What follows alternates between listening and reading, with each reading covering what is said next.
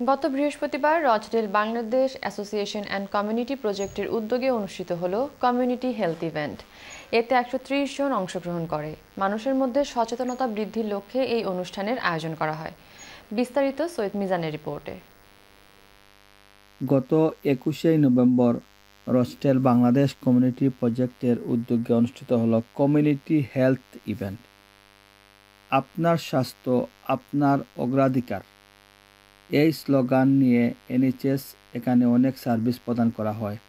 এখানে উচ্চ রক্তচাপ, কোলেস্টেরল পরীক্ষা, ক্যান্সার সচেতনতা, ফুসফুসে রক্ষা করা, কিভাবে আপনার ফুসফুস রক্ষা করবেন, এ ধরনের এনএইচএস হেলথ সার্ভিস প্রদান করা হয়।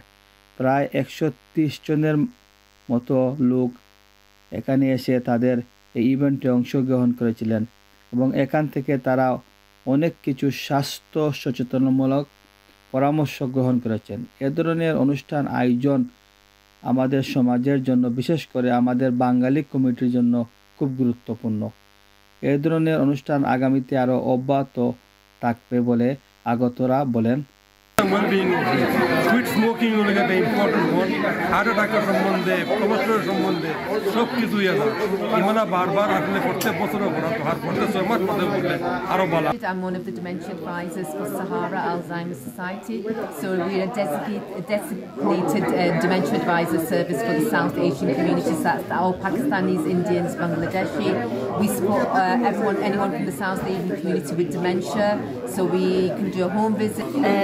Dementia, Alzheimer's, vascular dementia, there are Bilal Bashiba, computer design, there are like drop-in center for the advice center.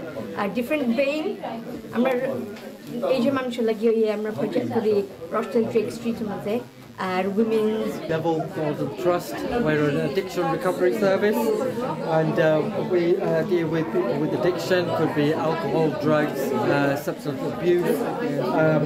Channel এসকেটা ম্যানচেস্টার।